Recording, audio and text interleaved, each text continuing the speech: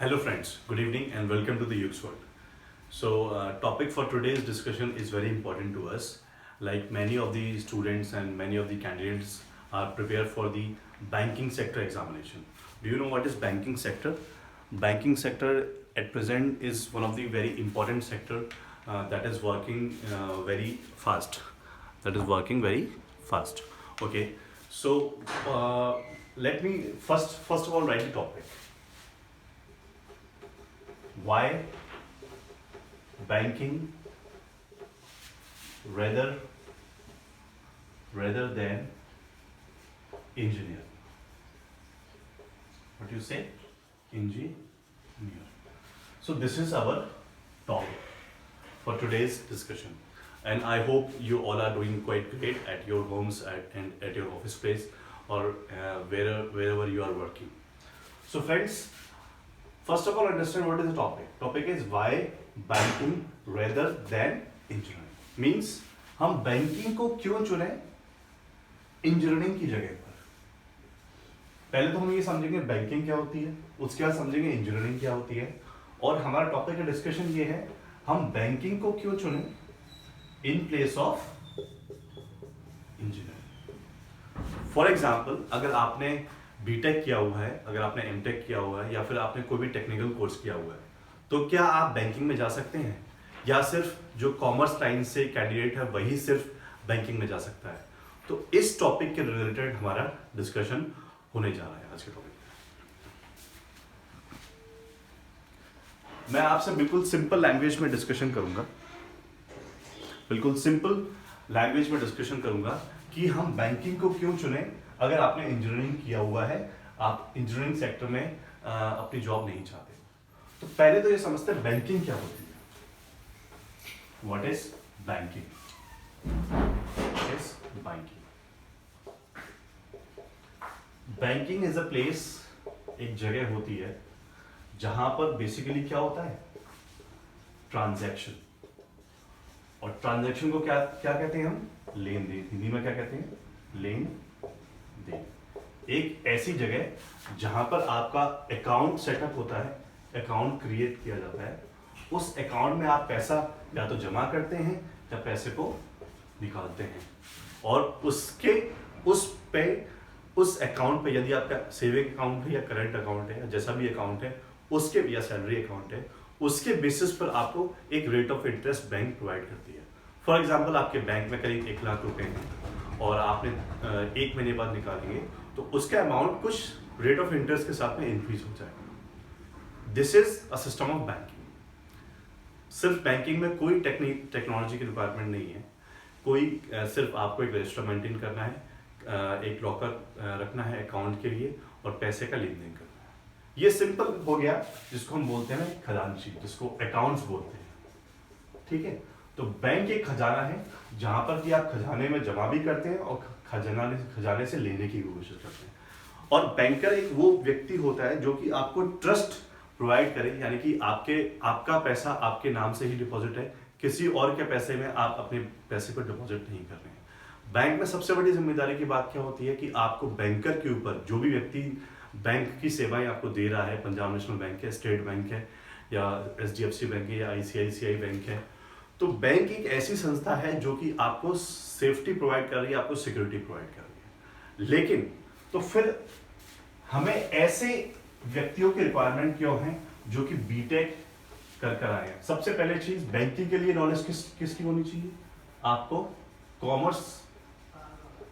Commerce field की knowledge होनी चाहिए. लेकिन आजकल आपने देखा होगा, जैसे सबसे ज्यादा एसबीआई पीओ की वैकेंसी निकलती है, वहां पर BTech, CS, IT, EC, mechanical and even civil वाले भी अप्लाई करते हैं. तो क्वेश्चन हमारा यही है कि अगर आपने इंजीनियरिंग में डिग्री प्राप्त की है तो आप बैंकिंग सेक्टर में जा सकते हैं. अगर जाना चाहते हैं तो क्या उसके एडवांटेजेस हैं? ये बहुत इंपॉर्टेंट क्वेश्चन है. ये वीडियो एक तरीके से ऑन डिमांड वीडियो है. एक मेरे फ्रेंड ने इस टॉपिक पर वीडियो बनाने को बोला है, तो फ्रेंड की डिटेल्स मैं आपको बता सकता हूँ. He is one of my BTech classmate. So उन्होंने मेरे से बोला कि सर आप इस टॉपिक पे वीडियो बनाइए, तो मैंने कहा ठीक है वीडियो बनाते हैं। तो यही है कि यदि आपने इंजीनियरिंग किया हुआ है, आपने क्या किया हुआ है इंजीनियरिंग, तो क्या जरूरत पड़ेगी आपकी इंजीनियरिंग फील्ड को छोड़कर आप बैंकिंग सेक्टर में आ रहे हैं। तो इसको समझने के लिए हमें कम से कम 2 या 3 चीजों की जरूरत पड़ेगी। सबसे पहले हमें देखना पड़ेगा, किसी भी चीज के 2 पहलू होते हैं, एक सिक्के के 2 पहलू होते हैं, प्रोज और कॉन्स। आपने क्या किया हुआ है बीटेक, मतलब कि आपने इंजीनियरिंग की पढ़ाई की हुई है। मान लीजिए आपने सीएस में पढ़ा है, आईटी में पढ़ा है, ईसी में पढ़ा है या फिर मैकेनिकल में पढ़ा है। इन 4 में से किसी ब्रांच में पढ़ा है या फिर और भी कोई ब्रांच है, तो क्या आप इंजीनियरिंग पढ़ के बैंक में जा सकते हैं? तो फ्रेंड इसका सबसे पहला आंसर तो ये यस, और इसका आंसर यस एंड वेलकम दोनों है। क्यों ऐसा क्यों है कि हम बैंकिंग करने के बाद में हम ये इंजीनियरिंग करने के बाद में बैंकिंग फील्ड में जा रहे हैं? देखिए फर्स्ट ऑफ ऑल आज की तारीख में जितने भी बैंक्स हैं, चाहे आप एसबीआई ले लीजिए, एचडीएफसी ले लीजिए, पीएनबी ले लीजिए, स्टैंडर्ड चार्टर्ड ले लीजिए, आईसीआईसीआई ले लीजिए, ये जितने भी बैंक हैं सारी banking they work on the concept of IT. They all are working on the digital mode of transactions, digital mode of transactions. सबके अंदर आजकल नेट बैंकिंग आ गई है, ठीक है, नेट बैंकिंग आ गई है, ऑनलाइन बैंकिंग आ गई है, ऑनलाइन बैंकिंग है, ठीक है। तो आप इन 3 चीजों को समझिए। सारे ट्रांजैक्शन कैसे हैं? फर्स्ट जो ट्रांजैक्शन कैसे हैं, डिजिटल मोड ऑफ ट्रांजैक्शन है। सेकंड क्या है, नेट बैंकिंग है। तीसरा क्या है, ऑनलाइन बैंकिंग है। चौथा क्या है, मोबाइल बैंकिंग है, मोबाइल बैंकिंग। 5वां क्या है, चैटबॉट्स भी आने लगे हैं। आपको बैंक में जाने की जरूरत नहीं है, सीधे वेबसाइट को एक्सेस कीजिए और आपकी जो क्वेरी है वो रिजॉल्व हो जाएगी। तो एक तरीके से 4-5 चीजें हैं जो बैंक को काफी डिजिटलाइज्ड हो गई हैं और काफी मॉडर्नाइज्ड हो गई हैं। तो कहने के लिए अगर आईटी की बात हो रही है, तो आईटी की जब बात होती है तो सर्वर की बात होती है, सर्वर की बात होती है तो क्लाउड नेटवर्किंग बात होगी, क्लाउड नेटवर्क की बात हो रही है तो कंप्यूटर्स की बात होगी, कंप्यूटर्स की बात होती है तो कंप्यूटर्स को चलाने वाले चाहिए, कंप्यूटर को चलाने वाले चाहिए तो उन कंप्यूटर्स को मेंटेन करने वाले चाहिए, उनके मेंटेनेंस के लिए अगर सिस्टम में कोई प्रॉब्लम है, सिस्टम अपडेट करना है तो सिस्टम अपडेट करने वाले चाहिए, वो जिस ऑपरेटिंग सिस्टम में वर्कआउट कर रहे हैं उन ऑपरेटिंग सिस्टम को मेंटेन करने के लिए इंजीनियर्स चाहिए। तो कहने का मतलब ये है, बैंक तो एक तरीके से मार्केट है, लेकिन इस मार्केट को सस्टेन करने के लिए, इस मार्केट में लोगों को सर्वाइव करने के लिए ये 5 तरीके की मूलभूत सुविधा प्रोवाइड करने के लिए हमें बैंक्स में इंजीनियर्स की अति आवश्यकता है। काफी अधिक संख्या में इंजीनियर्स की रिक्वायरमेंट है। जो कॉमर्स फील्ड का है वो ट्रांजैक्शन की नॉलेज देगा, लेकिन ट्रांजैक्शन को एक्चुअल में इंप्लीमेंट कराने के लिए bank also need engineers who are from the branches of computer science, IT, EC, mechanical और दी सिविल। यानी कि कहने का मतलब ये है, बैंक तो एक मार्केट तो है, लेकिन उस मार्केट में लोगों को सुविधा प्रोवाइड करने के लिए हमें इंजीनियर्स की रिक्वायरमेंट है। तो इसका आंसर कि ये है कि क्या हम इंजीनियरिंग की जगह पर बैंकिंग को चूज करते हैं अगर हम इंजीनियरिंग के बैकग्राउंड से हैं? तो आंसर है बिल्कुल यस, और वेलकम यस आंसर है, क्योंकि बैंकिंग में भी कई सारे इंजीनियर्स की रिक्वायरमेंट होती है।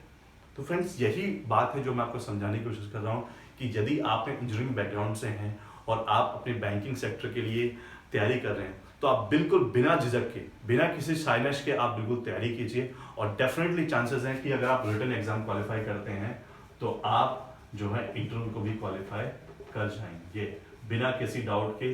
कोई भी बैंकर आपसे ये नहीं पूछेगा कि आप इंजीनियरिंग छोड़कर बैंकिंग में क्यों आ रहे हैं।